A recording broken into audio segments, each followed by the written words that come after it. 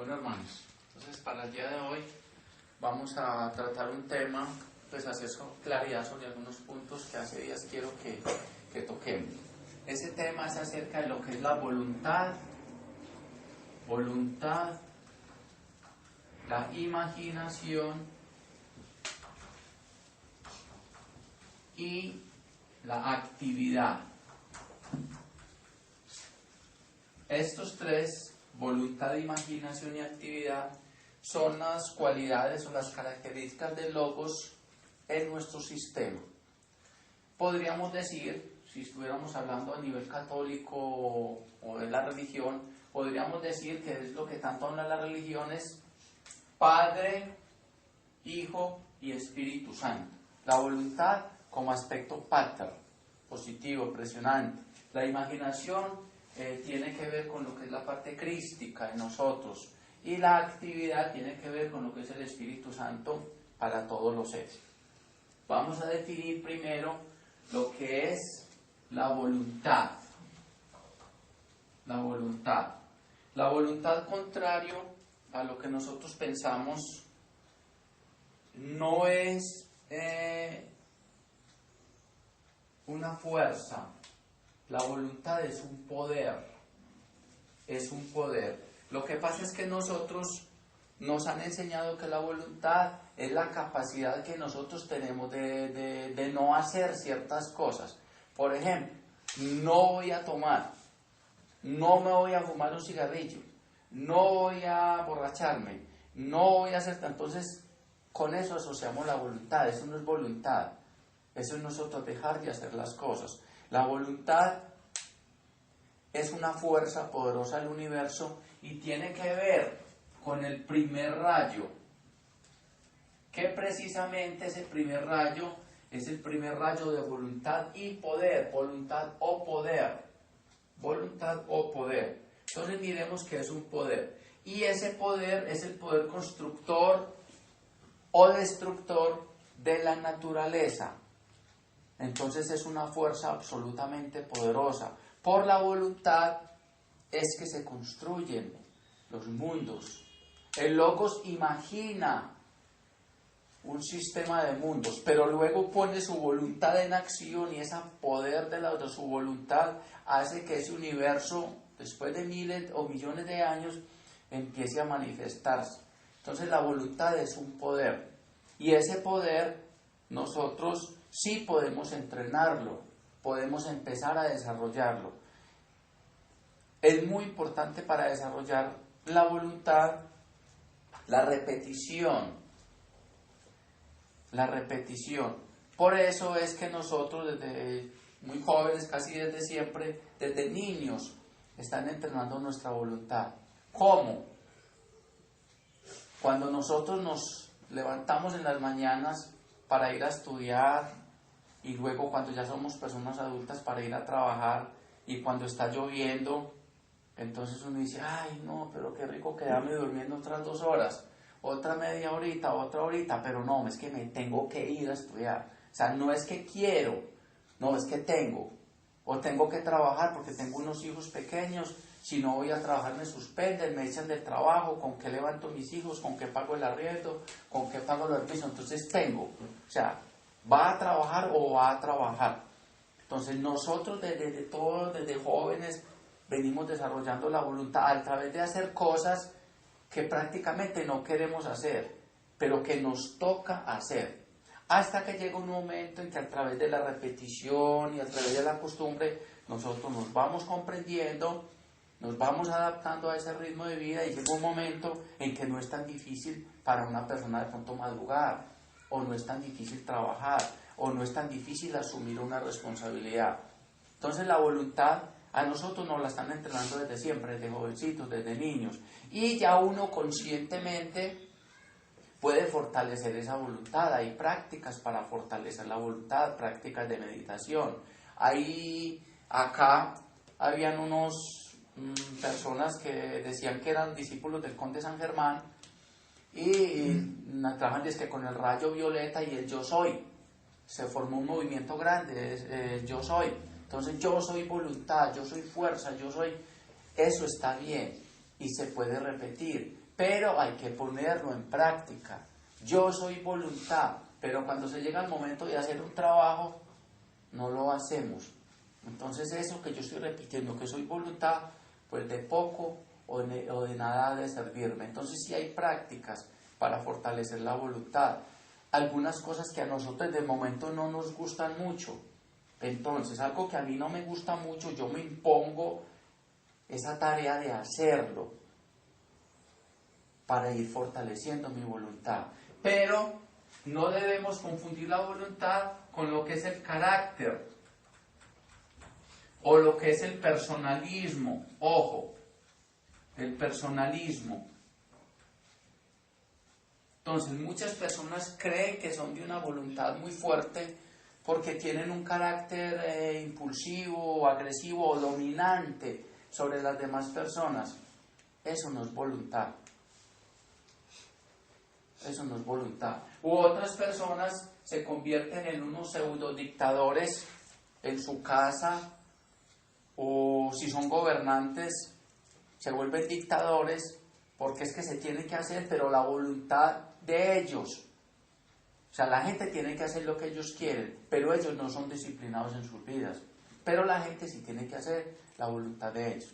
Entonces, la voluntad, por eso es voluntad o poder. Cuando está mal encauzado esta característica en la persona, es una persona que impone su voluntad a los demás, pero que él no cumple unas disciplinas, no las lleva. Pero sí quiere que la demás gente cumpla sus leyes. Entonces, aquí hay que estar a las 6 de la mañana, pero llega a las 6:30. Pero toda la gente tiene que estar a las 6 de la mañana. Pasó como a un familiar mío. Tenía una norma. Aquí a la casa se entra a las 10 de la noche. Y a las 10 de la noche el que no hubiera llegado a la casa, lo dejaba en la calle.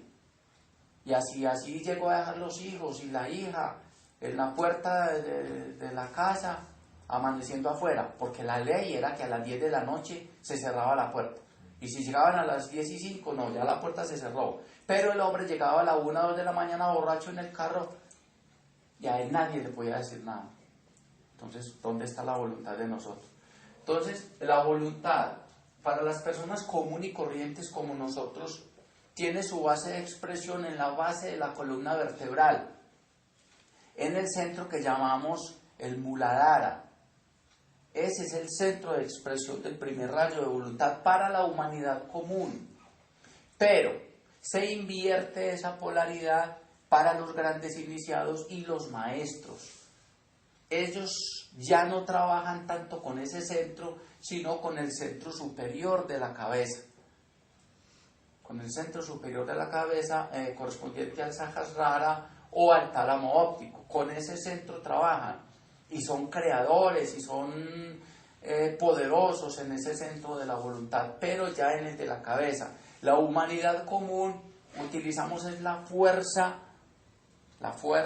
física de la voluntad en el chakra básico, pero los seres elevados trabajan es con la fuerza superior en la cabeza.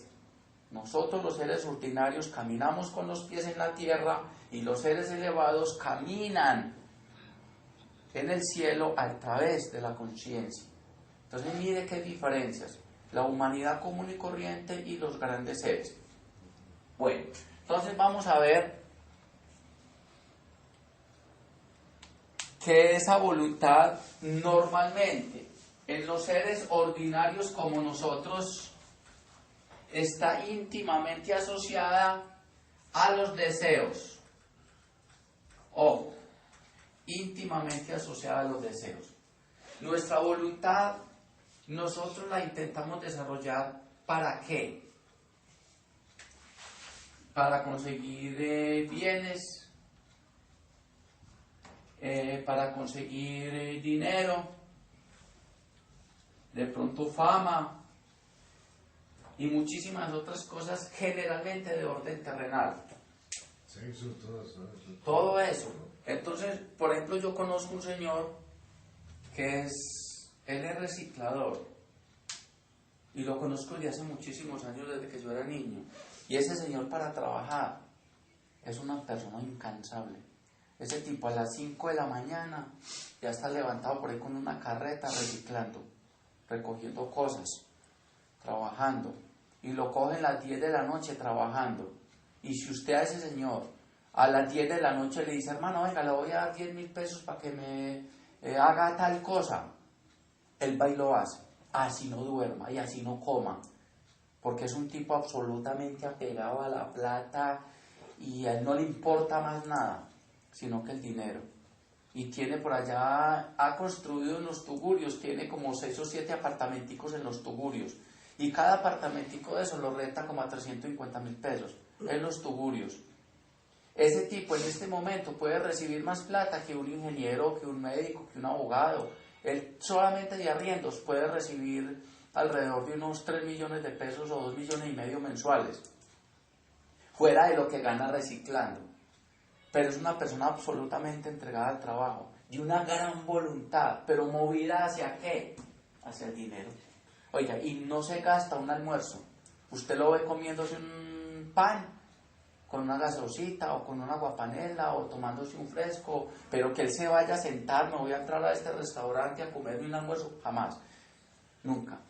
Entonces, mire, tienen una gran voluntad, un gran carácter, una fortaleza, pero hacia el dinero. Otras personas hacia la fama, otros hacia los bienes materiales, siempre impulsados muchas veces para adquirir cosas terrenales, cosas materiales, y para eso desarrollan ese tipo de voluntad, solo para cosas materiales. Bueno, entonces esas cosas materiales y esos deseos lo que hacen muchas veces es fortalecer en nosotros algo que se denomina la personalidad. Y la personalidad está compuesta fundamentalmente por lo que es el cuerpo físico, el cuerpo astral o de deseos, y la parte inferior o de la parte del cuerpo mental, o sea, lo que tiene que ver con la mente concreta. Esos 3 cuerpos o vehículos forman lo que es la personalidad. Muchas prácticas que dan a nivel oculto, dice que para desarrollar la voluntad, lo que hacen realmente es engordar la personalidad. Muchas de esas prácticas, sobre todo esos mantras que se repiten, que yo soy voluntad, que yo soy fuerza, que yo soy poder, que yo soy sabiduría, que yo soy bondad, pero cuando no se hacen realmente anteponiéndole una actividad, un servicio y un amor a esas prácticas, entonces lo que hacemos es engordar nuestra personalidad, nuestra vanidad, nuestro orgullo, sea a nivel físico. ¿Cuántas personas pasan mucho con modelos, con cantantes, actores, viven exclusivamente para un cuerpo? Y no les importa levantarse a las 4 de la mañana todos los días a hacer ejercicios cierto tiempo, y a las 2 horas se comen el yogur, y luego se comen la granola, y luego la manzana, y luego se toman el vaso con agua, y viven exclusivamente para un cuerpo. Esclavos de un cuerpo y esclavos de las cirugías y la operacioncita, la patica de gallina, el botox, la reducción del abdomen, los cuadritos, que le paren la nalga, que le organicen los senos, y viven exclusivamente para un cuerpo. Cuando esas personas desencarnen, ¿qué? ¿Qué pasó con todas esas cirugías, con toda esa plata que metieron? Internamente, ¿qué lograron? Pues muchos se van completamente vacíos, porque en esa encarnación no lograron nada. Entonces viven solamente para un cuerpo. Otros viven solamente para la fama. O sea, no, es que apareció fulano de tal, deme el autógrafo, fírmeme aquí, cuánto me cobra por decir que usted toma yogur marca Gato, y viven para eso. Sí, para eso viven. Y eso donde llegan, los tienen que atender de primero, doctor, señor, ¿cómo está? O si es un cantante, lo que sea, entonces los tienen que tratar absolutamente como unos reyes. Entonces, esa voluntad que tienen para trabajar en ciertos aspectos, la están desviando hacia la personalidad. hacia la vanidad, hacia el orgullo, solamente hacia la belleza. Por aquí hay una vieja que trabaja en la televisión colombiana hace como 85 años. Y eso es ahora está conduciendo un programa de esos de cantantes que yo me llamo, yo no sé qué. Y esa vieja, no, eso es ese es no, yo es por molestarla, ese es el orgullo en pasta. Entonces, no, ese es el orgullo en pasta. Son unos pequeños pavitos reales, nadie les puede hablar, y si una persona opina algo diferente a lo que ella cree, inmediatamente les anchan los ojos y los dedos para ver, que porque eso no es así. Entonces, a eso conduce la parte inferior de la voluntad mal trabajada, conduce a ese personalismo. ¿Cómo se trabaja bien la voluntad? Ahorita vamos a ver que llega un momento en que la voluntad y la imaginación deben acoplarse para que trabajen unidas. Pero no, que si no son bonitas no las emplean. Correcto. Ahorita no las emplean a ella. Correcto, vamos a ver ahorita entonces que se deben de aliar. Entonces miren que esa voluntad puede conducir al personalismo, que es lo que tienen muchos líderes de Estado. Muchas personas son muy personalistas, muy personalistas. Sea en la parte física, en la parte mental también sucede lo mismo. Muchas personas creemos que siempre tenemos la razón y que el conocimiento que nosotros expresamos es el único, es el verdadero, es el mejor, y despreciamos el conocimiento de otras personas. De hecho, muchas veces ni siquiera nos tomamos el trabajo de estudiarlos, de estudiar otras filosofías, como sucede con unas escuelas pseudo-ocultistas de este señor Samael. La gran mayoría de ellos no estudian sino a Samael. Y vaya usted a hablarle de otro maestro, no lo conoce, no lo lee, no lo estudia. Y solamente lo que este señor dice es verdadero. No, nosotros en nuestra escuela estudiamos muchísimos maestros, muchísimos iniciados, y creemos que cada iniciado tiene una visión particular de una gran historia, que es la historia de la evolución. Pero si nosotros nos parcializamos con un solo iniciado, un solo maestro, un solo líder, entonces nuestra visión también va a ser una visión muy miope, muy pequeña, muy parcializada, porque estamos mirando desde un solo ángulo. Entonces, miren que esa voluntad, entre comillas, mal trabajada, puede conducirnos a nosotros antes a enredarnos más que adelantar en nuestra evolución. Vamos a mirar el segundo aspecto, que es el aspecto de la imaginación. La imaginación, entonces tiene que ver con la parte crística en nosotros, con nuestra parte álmica. La imaginación es el poder que nosotros tenemos de crear, de generar a través de nuestro pensamiento. Ese es el poder de la imaginación. Generalmente, siempre que hablamos de la imaginación, le agregamos un pedacito. Imaginación creadora. Nosotros somos co-creadores con Dios.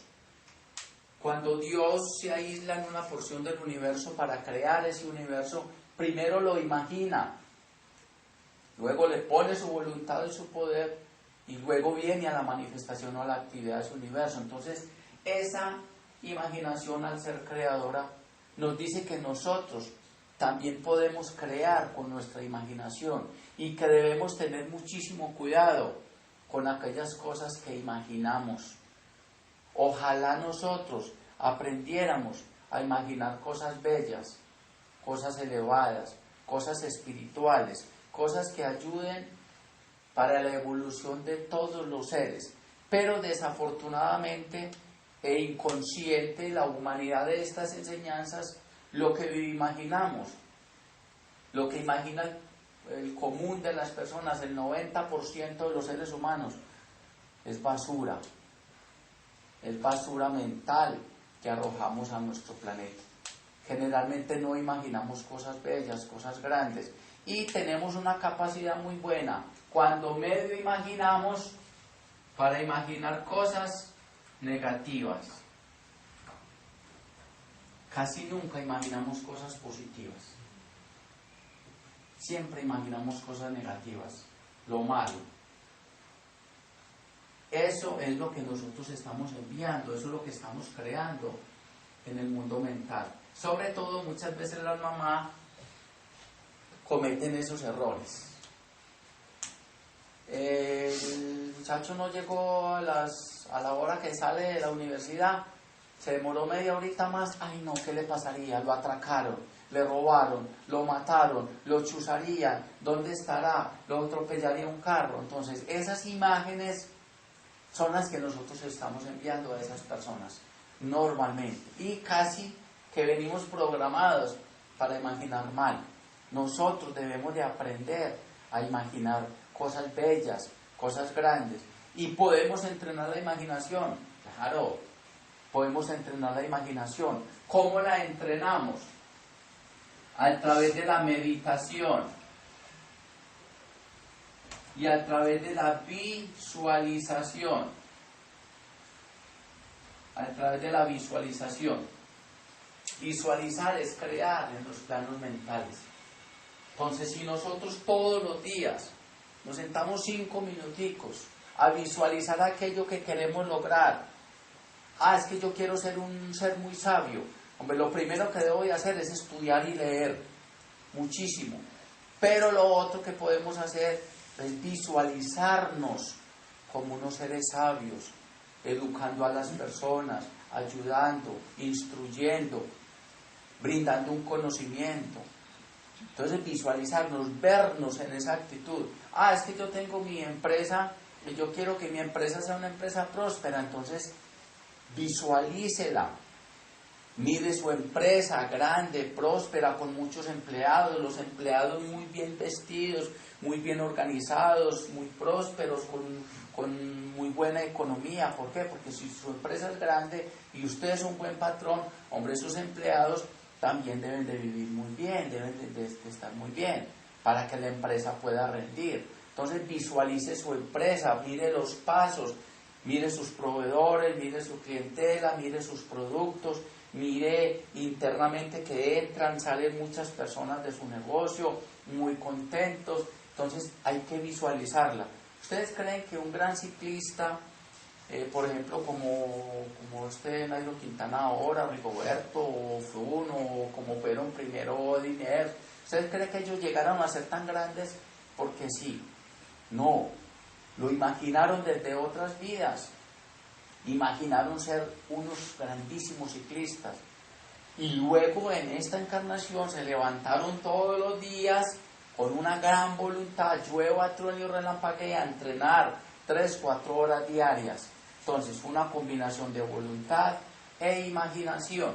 Porque si yo me siento a imaginar todos los días que yo quiero ser un gran ciclista, pero me da pereza salir a entrenar, o está llovinando, digo, no, está llovinando, no, yo no entreno, yo me acuesto hasta las 11 de la mañana, no, ¿quién se levanta con esta agua?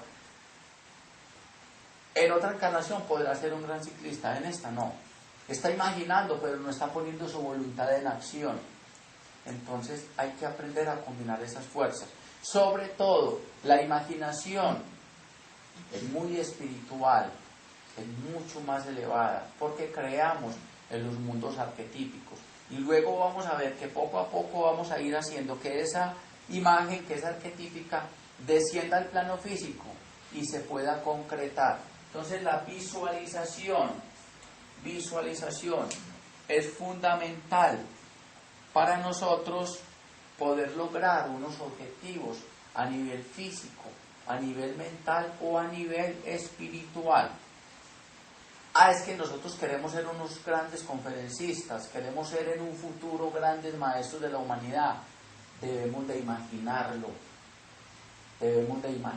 debemos de observarnos parados en una escuela, en un grupo esotérico, en un teatro, orientando a las personas, enseñando, guiando, conduciendo, con muchísimo amor, muchísimo cariño, y tratando hasta donde no sea posible de vivir en armonía con las enseñanzas que nosotros estamos predicando, porque eso es un error muy común y eso solamente se adquiere con los años. Con los años. Llega un momento en que el discípulo es capaz de vivir lo que está diciendo. En el principio no. En el principio no. En el principio el discípulo está hablando de unas cosas y está luchando por corregir esas cosas. Pero cuando alcanza ya cierta madurez espiritual y se aleja ya un poco del mundo y de muchos vicios y muchas cosas, entonces llega un momento en que dice, bueno, estoy hablando de esto, pero en mi vida interna ya lo estoy cumpliendo. Ese debe ser el objetivo nuestro. Entonces visualizarnos y empezar a trabajar, a hacer. La primera vez que yo llegué a la Fraternidad Rosacruz, hace muchísimos años, cuando me senté a escuchar la conferencia, yo me vi parado en el auditorio dando las conferencias. Yo me proyecté y me vi parado allá y viendo a las personas que me estaban observando. Pero en el preciso instante que me senté y le dije a alguien que estaba conmigo, le dije, yo voy a dar conferencias en esta escuela. Y esa persona se rió mucho, porque era muy loco y muy travieso en muchas cosas. Entonces esa persona se rió y me dijo, usted. Y yo le dije, sí, yo voy a dar conferencias. Y se burlaron de mí. Pero en mi imaginación y en mi corazón yo sentí eso y lo vi y sabía que un día lo iba a hacer. Pero entonces, como sabía que lo iba a hacer, empecé a entrenarme, a estudiar muchísimo, a leer mucho y a entrenarme y a capacitarme para hacerlo un día con muchísimo amor.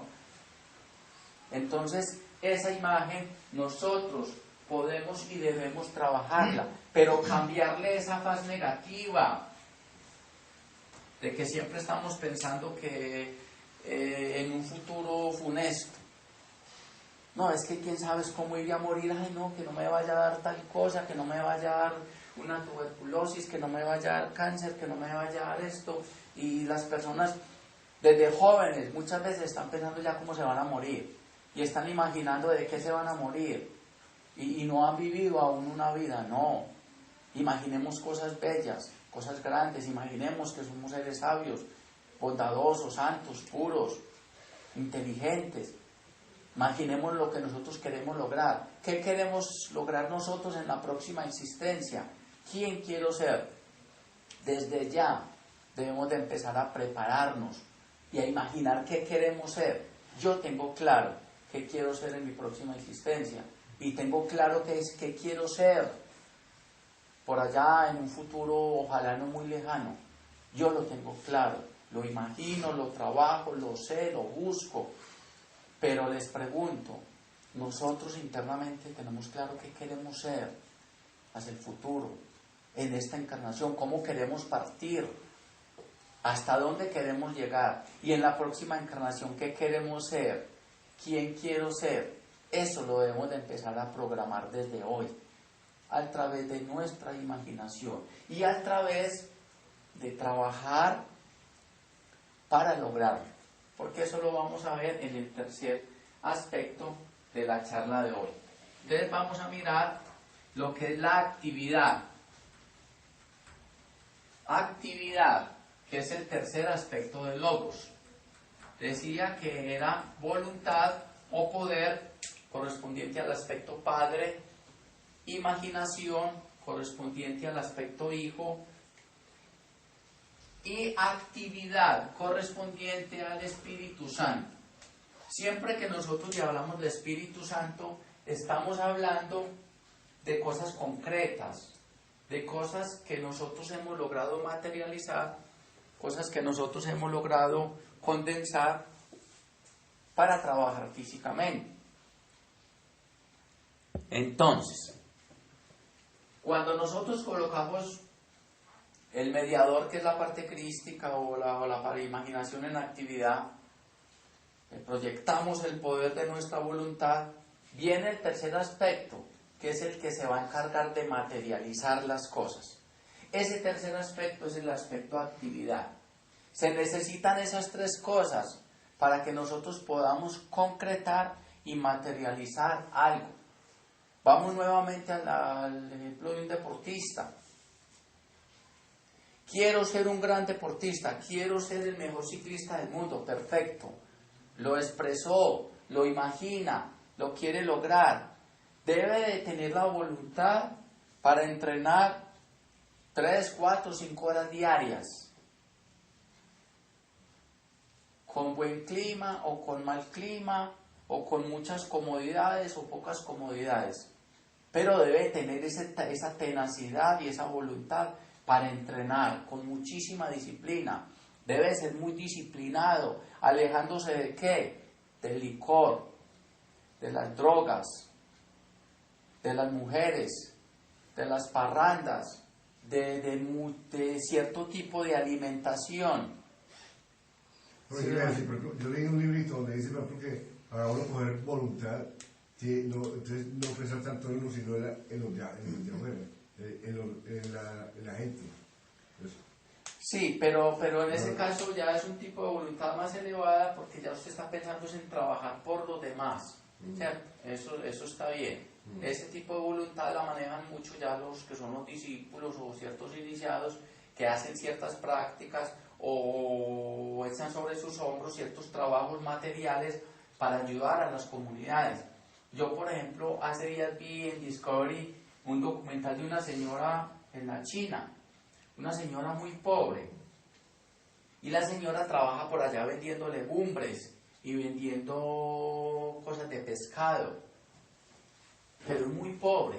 Pero una vez termina su trabajo, va y recoge más cosas de pescado y cabezas y le regalan así cositas de carne, y ella hace con un arroz, hace una sopa especial, y luego se va como una especie de motico que tiene como una especie de mototaxi con unas canecas grandes, y se va a alimentar muchos perros salvajes por allá en unas veredas muy alejadas en la China. Digo muy alejadas porque si están en la ciudad los matan para comérselos los otros. No, esos son unos perros casi salvajes. Entonces ella dice que son 3 niveles. Hay un nivel, digamos, a cierta distancia, donde están los perros que son un poquito más civilizados, pero igual viven en unas especies como de bosques. Entonces ella va y les echa la comida, y ellos esperan que ella les echa la comida, ella se aleja un poquito y ellos salen y comen. Luego va como una hora más de camino y le echa comida a otros perros que son un poquito más salvajes, y hace el mismo procedimiento. Y a los que son más salvajes, ellos ya conocen el sonido de la moto y conocen la moto, pero ni siquiera a ella se le arriman. Ella les echa el alimento y coge su moto y se va, y por allá lejos para a observarlos desde unos árboles a ver, y ellos ya se arriman y comen. porque no? Ni siquiera a ella se le arriman, viendo que es la que los alimenta. Entonces, una persona como esa está trabajando la voluntad, pero en un aspecto muy elevado, hacia el amor, hacia el servicio, hacia la bondad, porque ella tiene que cumplir primero con sus labores físicas, con la comida para sus hijos y su manutención, y luego sale hasta muy tarde a buscar esos animales, a hacerles la comida, con una gran voluntad todos los días sale a pedir recursos.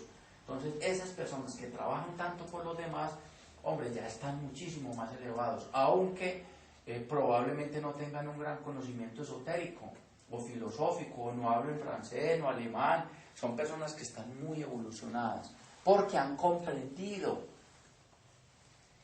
que la forma más rápida de evolucionar es a través del servicio. Pero de hecho, ellos no lo hacen siquiera por evolucionar, no lo hacen porque están llenos de amor. Entonces, eso es una gran voluntad. La voluntad a la que yo me refiero en el caso de los deportistas es una voluntad que muchas veces inclusive es movida por el deseo, o muchas veces inclusive movida por la parte económica o las mismas necesidades, pero no importa. Un día esa voluntad que desarrollan así se tornará en una voluntad espiritual hacia el bien obrar y hacia el servicio. Entonces, volvemos al ejemplo de que la persona, hombre, quiero ser un gran ciclista, listo, lo imagina, tiene que entrenar 3-4 horas diarias, desarrollar una gran voluntad, y luego viene en las competencias y en su vida como deportista, en su vida familiar, viene la otra tercera parte, la actividad, para concretarse en llegar a ser un gran ciclista.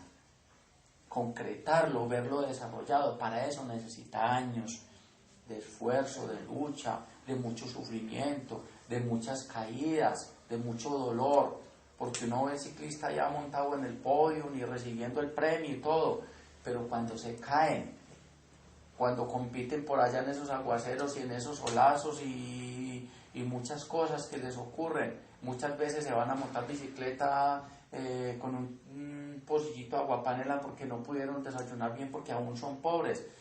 Entonces, mucho sufrimiento. Entonces nosotros, si queremos realmente triunfar en aquello que queremos triunfar, hay que ponerle esas tres cosas, imaginarlas, ponerle toda la fuerza de la voluntad y la actividad, el entrenamiento, la práctica, la disciplina, todas esas cosas deben de ir de la mano. Vamos ahora a diferenciar tres términos que comúnmente las personas confundimos. Esos tres términos son intelecto, inteligencia e intuición. Como verán, las he colocado en orden de menor a mayor. Cuando nosotros hablamos de intelecto, estamos hablando de una función cerebral o mental, pero de orden inferior, de orden personal o personalista. Una persona intelectual es aquella persona que tiene un gran conocimiento, entonces habla inglés, francés, alemán, es ingeniero, abogado, médico, no sé qué más, mecánico, y tiene un poconón de profesiones, pero está lleno de conocimientos de otras personas. Y se sabe en la Biblia, y se saben, de pronto no sabemos la doctrina secreta, y muchas cosas. De todo lo que usted le pregunta sabe. Pero el intelecto, al ser una función inferior de la personalidad, es algo frío. El intelecto es como un espejo. Está haciendo mucho sol afuera. Usted se sale con un espejo grande para el sol y lo refleja a una habitación que está más o menos oscura y usted la ilumina con ese espejo, ¿correcto? Eso es el intelecto. El intelecto ilumina, pero no calienta. Vemos un poco de intelectuales, sobre todo muy metidos en las universidades y en la política y en el gobierno, y eso hablan de todo, pero no se les mueve el corazón por nada. Se les chuza una llanta, ahí mismo cogen el celular a llamar la grúa, porque no saben montar una infeliz llanta. No saben siquiera que les chuzó la llanta, no se dan cuenta cuando les chuzó. Pasa cualquier, les quemó un bombillo en la casa, no lo saben cambiar, tienen que llamar a los bomberos o al vecino para que les cambie el bombillo, porque no lo saben cambiar. Entonces, el intelecto es una función de la mente, y es una función fría, de un gran conocimiento, lleno de conceptos e ideas y códigos de otras personas. Ocurre mucho en el derecho, en muchas otras cosas, en eso el artículo 50 del Código Penal del Laboral de yo no sé qué, su numeral tal, dice que el ciudadano tiene intelectuales. Muchas cosas que dice, pero no practica. Claro, intelectuales, y eso hablan un poco de idiomas, y eso saben de todo. Eso saben de ciclismo, de filosofía, de astronomía, de todo, de extraterrestres, de lo que usted les hable, de eso saben. Pero en su corazón son completamente vacíos y completamente fríos. Eso es intelecto, una función inferior del pensamiento, y tiene que ver mucho con la personalidad, porque infla nuestra personalidad, porque creemos que nuestro concepto y nuestra opinión es respetable y es la única. Entonces nos tienen que respetar porque yo soy el doctor fulano de tal, porque yo soy, bueno, en fin, tenemos un poco de títulos. La inteligencia es de orden un poco más elevado y está muy asociada con la imaginación. Pero la inteligencia, su nombre lo dice, inteligencia viene de intus, de adentro. Es una función de adentro de nuestra alma. Y sí está asociada a la mente, claro que sí. Y está asociada también a una función cerebral. Pero la inteligencia es más elevada. Una persona que es inteligente no necesita tener estudio académico. Una persona inteligente no necesita ser ingeniero, ni arquitecto, ni abogado, ni político, ni políglota, nada. Lo único que necesita es una gran capacidad para resolver problemas, para resolver necesidades. Eso es una persona inteligente.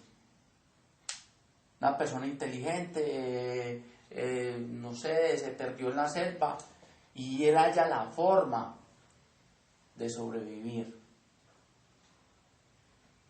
Eso es una persona inteligente. No, es que aquí vea con este árbol, con esta planta, o aquí con esto me hago un refugio, y con esto me caliento, y con estos palos aquí con una cuerda, forma de arco, voy a hacer fuego, y aquí voy a vivir, luego todas las noches voy a hacer señales de fuego hasta que en algún momento el humo o lo que sea me saque, o voy a buscar un río, y por ese río abajo en algún momento tengo que desembocar a otro río más grande, y ese río más grande me tiene que sacar a una parte donde haya gente. Entonces una persona inteligente empieza a buscar soluciones a problemas. Eso es una persona inteligente. No necesita tener ningún tipo de estudio. Es que vivo en una parte, digamos, muy inclinada, y mi casa, digamos, está en una loma. En una persona inteligente dice, bueno, vamos a hacerle unas columnas, vamos a hacerle aquí un terraplán, o es que cuando llueva el agua se desvíe por otra parte para que no me humedezca más el terreno. En fin, una persona inteligente siempre busca soluciones, y esa inteligencia viene de dentro, de intus, de adentro. No necesitan, vuelvo a repetirles, un estudio académico. Pero si la persona tiene un estudio académico y es inteligente, es donde aparecen los genios de la raza, porque conjugan las dos cosas. Tiene un gran conocimiento, es una persona muy inteligente, y con esas dos cosas las junta y puede llegar a hacer grandes descubrimientos y hacer grandes innovaciones tecnológicas o científicas, porque combina esas dos cosas. Correcto. Pero del intelecto y la inteligencia es más elevada. La inteligencia es más elevada que el intelecto. Correcto. Entonces la inteligencia, sí, como sale de adentro, sí puede iluminar por su propia luz. No como el intelecto, que ilumina desde afuera y no calienta. Solamente refleja la luz del sol, pero no calienta. Eso es el intelecto. Usted va a una conferencia de una persona intelectual y es la cosa más aburrida del mundo. Eso tienen allá el infrarrojo y el rayito y el computador, y en el computador le pasan a usted todas las diapositivas y todo eso. ¿Y dónde está el alma del expositor? Se pierde. ¿Por qué? Porque es que el alma uno la expresa a través de las palabras, a través de los ojos y a través de los gestos que hace el expositor. Vea, yo aprendo mucho más observando y sintiendo de esa persona que tomando notas o grabando. Yo nunca grabo ninguna conferencia ni tomo notas cuando escucho a alguien, cuando escuchaba, digamos, ciertos personajes de la escuela, un ser maravillosos. No, yo solamente los miro y trato de conectarme con su alma para sentir lo que el expositor está diciendo, y así aprendemos muchísimo más. Entonces, una conferencia, un ser de estos intelectuales, y sale uno, sí, dijo muchas cosas, pero no concretó nada. ¿Por qué? Porque es que todo desde la punta de vista del pensamiento, pero la parte inferior. Pero la inteligencia es diferente. Bueno, y ahora vamos a mirar la función más elevada de estos tres, que es la intuición. La intuición viene del alma. La intuición es del alma. La intuición es una combinación de intelecto, inteligencia, y luego se torna en intuición. ¿Cuándo se torna en intuición? Cuando las palabras te dicen una cosa, pero en tu alma sentís que la enseñanza es otra. Todas las enseñanzas que daba el Maestro Jesús normalmente eran para hablar al alma, no a la mente. Siempre eran para hablar al alma y son para interpretarlas y para sentir en nuestro corazón qué es lo que significan, qué quiere decir, qué quiere decir. Entonces es donde uno está leyendo un libro y entonces en el libro el autor dice que el hombre, digamos, está rodeado de 7 llamas y que tiene que atravesar esas llamas para lograr, digamos, la iniciación. Entonces uno se detiene y dice, 7 llamas, pero ¿cuáles 7 llamas está rodeado el hombre? Entonces dice, no, esas 7 llamas, hombre, podrían ser de pronto los 7 pecados capitales que el hombre debe superar para alcanzar la iniciación, o debería ser el dominio sobre sus 7 cuerpos inferiores. Entonces la intuición habla es así, usted debe de cerrar y buscar qué significa eso que está leyendo para encontrar respuestas, o aquello que soñó. No, es que yo soñé que iba en el carro mío y me quedé sin frenos. Entonces usted, la intuición le dice, ojo señor, que es que ese carro es usted. Y mire a ver de pronto qué cosas debe de corregir o en qué cosas debe de poner cuidado para que no pierda el control de su vida o el control de sus emociones o el control de sus palabras.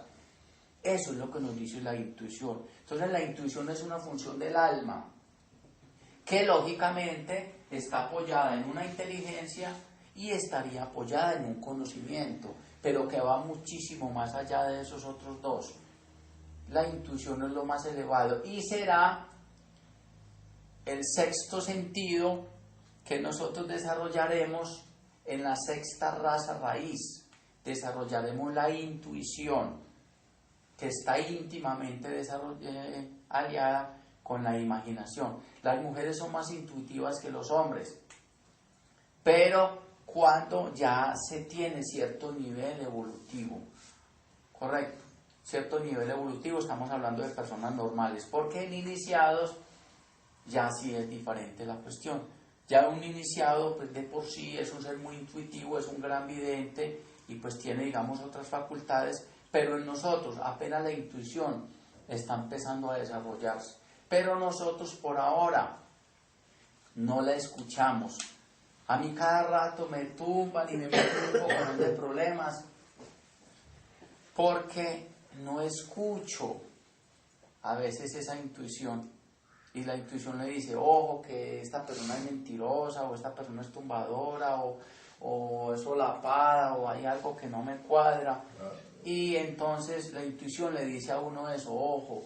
Y sin embargo, la personalidad nos dice, no, pero es que usted está juzgando mal, pero es que pobrecita, o es que pobrecito, o es que usted no entiende, no, esperemos, usted está juzgando mal. Y preciso, más adelantico, tenga para que lleve, ¿cierto? Pero desde el principio sentimos que no debimos de haber dado ese paso, que no debimos haber hecho ese negocio,